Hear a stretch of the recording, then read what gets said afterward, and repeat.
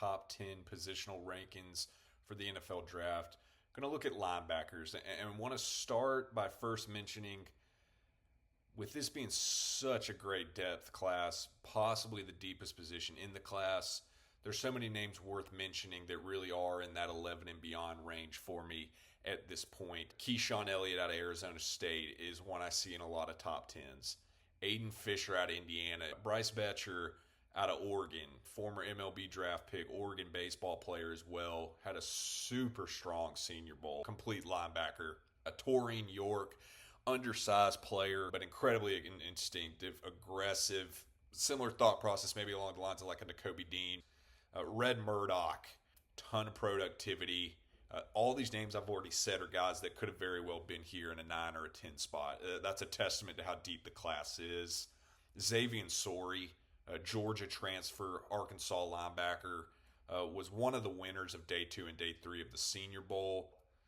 Owen Heineke, another one, Oklahoma linebacker, kind of had to play the game of was he going to get another year of eligibility with the NCAA. Gets thrust into the draft. Loved his on-field workout at the combine.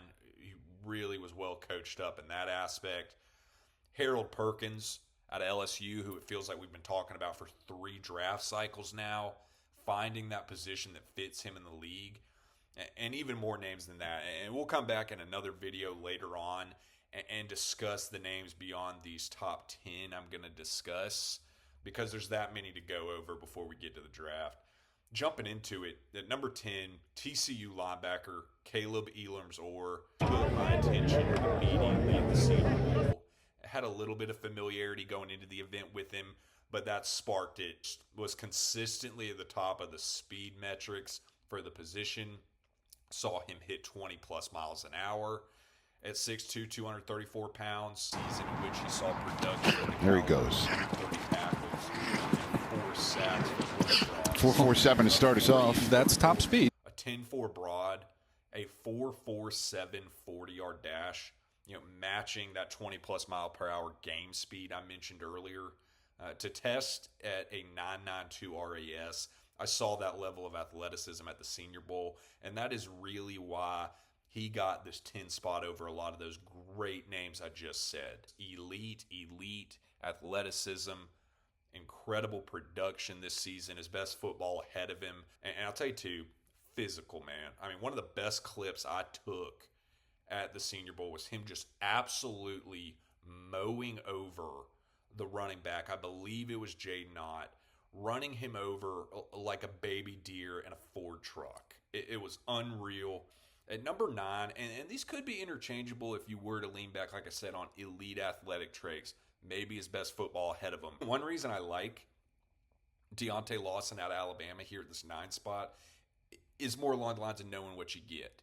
A tenured linebacker at that program, recruited under Nick Saban, finished it out under Kalen DeBoer. For him to be at 6'3", 226, speedy in zone coverage in particular, you see a lot of those intangibles, how well coached up he is. 2024 All-SEC, that year he turned in 76 tackles, 6.5 tackles for loss, 2 sacks, an interception. I think for a team that just needs someone day one who can be a productive, consistent linebacker who doesn't need to be brought along very much, you could have him there. And that's the first tier as far as this top 10 video that I'm looking at. So like I said, those could be interchangeable. Very interested to see how close they go in terms of each other. I think if you look at a consensus board currently, you're going to see a decent gap having in favor of Lawson. But some of that is the general consensus is catching on a little bit more down the stretch here to Elam's-Orr.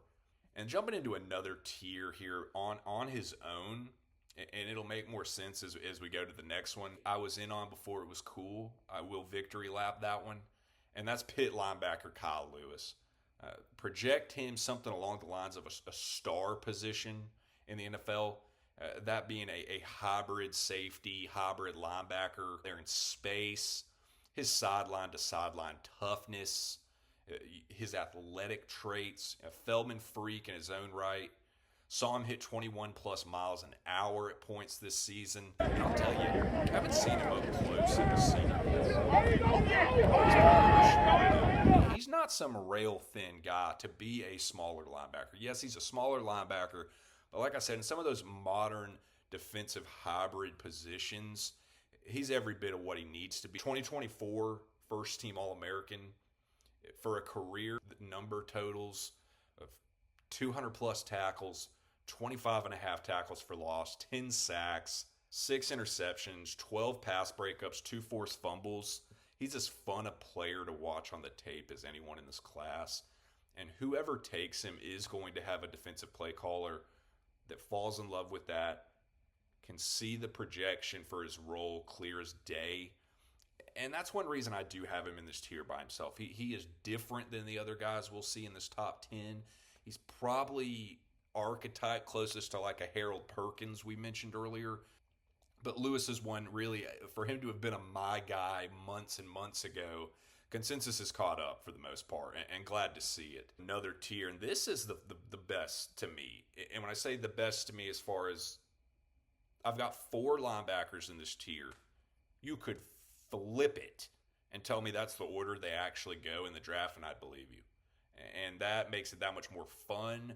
That makes it that much more conversational.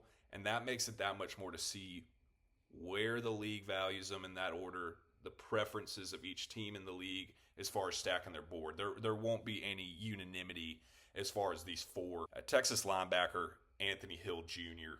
I've seen people out there as high as like 1 on Hill, and I totally get it. Like I said, if you flipped him to what will ultimately be the 4 spot at the top of this, that math adds up.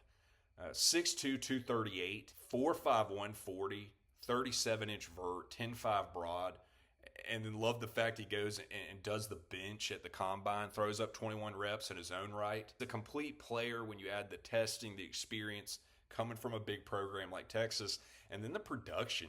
I mean, beautiful numbers the last 3 seasons playing in Austin. 250 tackles, 17 sacks rushing the passer, 8 forced fumbles, 3 interceptions, can play in space, tough player, like some of the guys ahead of him for reasons as far as some lower body athleticism, some twitch.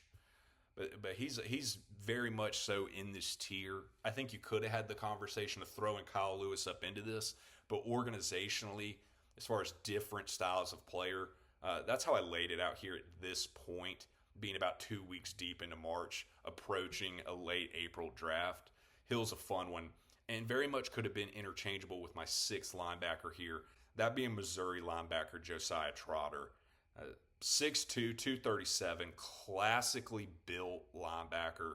He's got all the genes to be able to say that with Jeremiah Trotter, the Eagles legend. For a father, got a brother in his own right who is currently with the Eagles.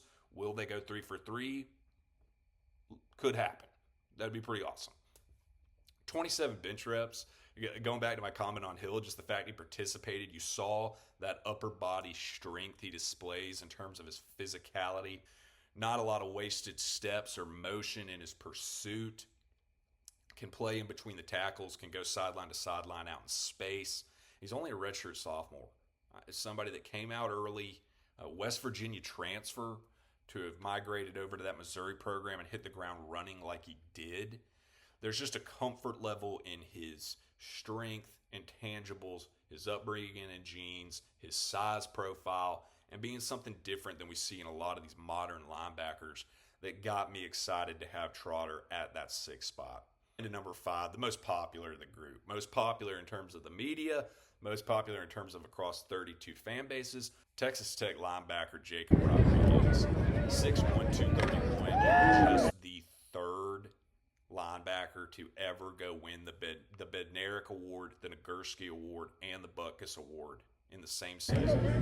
With the likes of Panthers GM Dan Moore going back to his historic Miami Hurricane days and Manti Te'o of Notre Dame. He earned every bit of it this year in production. 7 forced fumbles, 4 interceptions. You saw that movie on the interception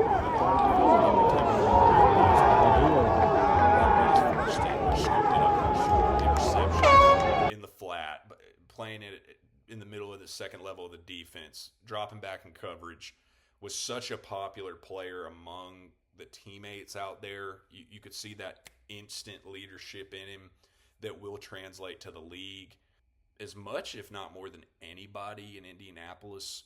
Rodriguez went and answered any questions anyone had about his athleticism. Straight line speed in particular.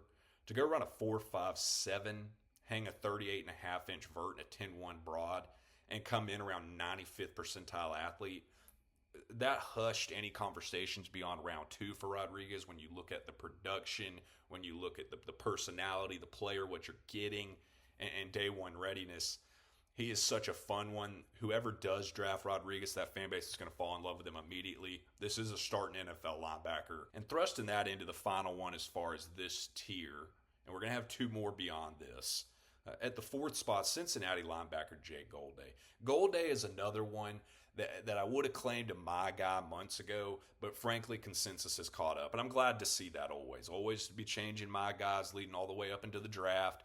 Those that you are significantly higher than the consensus on. But at 6'4.5", 239, and frankly, that is combine measurements. I think Golday played more along the lines of 245, 246, slimmed up a couple pounds to go test. Very much built like the old school classic backers that we grew up on, closer to, like I said, with Josiah Trotter. 104 tackles, 3.5 sacks, and a forced fumble. The former edge, this is such a great factoid to really consider the kind of player he is and can be in the upside. Signed with Central Arkansas as a 0-star recruit as an edge, made that transition to linebacker in 2023. So new to the position, and the fact that for him to have this much production and athletic upside to test like he did in that elite 99th percentile kind of caliber, that some of his best football intangibly at the position can be ahead of him, getting developed in the league by a positional coach. Pedigree as well. Both of his parents were collegiate basketball players, has a brother that was a collegiate basketball player. You see that go to the testing for the lines of a 4'6", 240 at that size. A 39-inch vertical at that size. The explosiveness in his lower body, the strength he carries in his core, and a 10.5 broad to match. Golday's versatility, production, size, pedigree, rawness, newness to the position as a whole makes him one of the most interesting and exciting players in this draft to me. Golday was one of my favorite watches of any position this season. And then heading into the top 3 here, these are 3 names everyone can tell right now off the top of their head, having listened to this video. But going to set a tier again like I did with Lewis all by himself, and that being Georgia linebacker C.J. Allen. 6 foot, 230 pounds. Allen has manned this Georgia defense the last 2 seasons as the green dot, calling plays, having as much, if not more, responsibility given to him by a Kirby Smart and Glenn Schumann-led staff and the defensive brand that's the University of Georgia, as you'll see across college football. All that, he's not even 21 years old yet. So much good football ahead of him. His last 3 seasons playing heavily, 205 tackles, 10 pass deflections and coverage, an interception, 2 forced fumbles and 4.5 sacks. Just a complete modern built linebacker with coverage skills, get in the box and bash heads with running backs, hang with tight ends in space, has the strength in his core to hang with blockers. This is somebody that comes in with the experience and maturity and intangibles to hit the ground running day one, but is also so young. He's going to be playing for years to come in the league. And then jumping into its top tier, and this is those Ohio State guys. Just being different breeds, different kind of athletes. And at number 2, Arvell Reese. I understand people putting Reese in an edge category. I think once you see the testing and pair that with the tape and his size profile, it's best to put him in the linebacker group. 6'4", 241. Reese's power profile, he is strong as a bull, runs like it, mean intentions, 4.4, 640 to match as far as his testing, 6.5 sacks this past season. I think Reese goes second overall to the New York Jets with a need at that outside backer pass rusher spot, similar to a Jalen Walker There he goes, Arvell Reese. 4-5. Sonny Styles. Styles entered the combine as my number 1 player on my board across the entire draft. Here's his 40. Staying in the number 1 spot. 4.49. I mean, 6'5", 244, 43.5-inch vert. You watch his high school basketball highlights. There is freaky hops and dunks going back to the Cooper DeJean tape as well that you saw coming out in his draft. Just man amongst boys. Could touch the top of the backboard if he wanted to. A 10 RAS. This is the best athletic testing we have ever seen from a linebacker.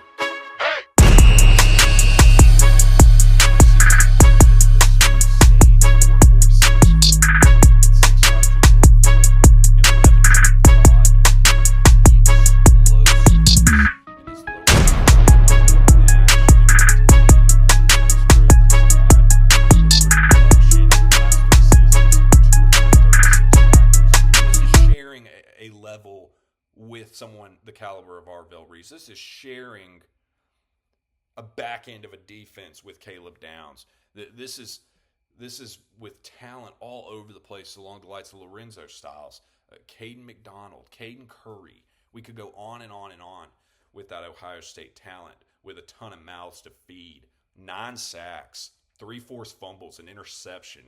This group is as deep, top to bottom, in terms of top shelf talent. If you look back at last year's draft, the year before, next year, any year, Sonny Styles, Arvell Reese, C.J. Allen, those are top shelf guys in any class. So this is not a position group. We can hear that this year, that it does not have it as much as the top. And there's also that middle group as we separated a couple tiers. And then for teams to look up on day 3, I mean, look at those names I mentioned at the top of the video, and that wasn't even all of them. Such a good year to need a linebacker in the draft. Probably not a great year to be a linebacker in free agency.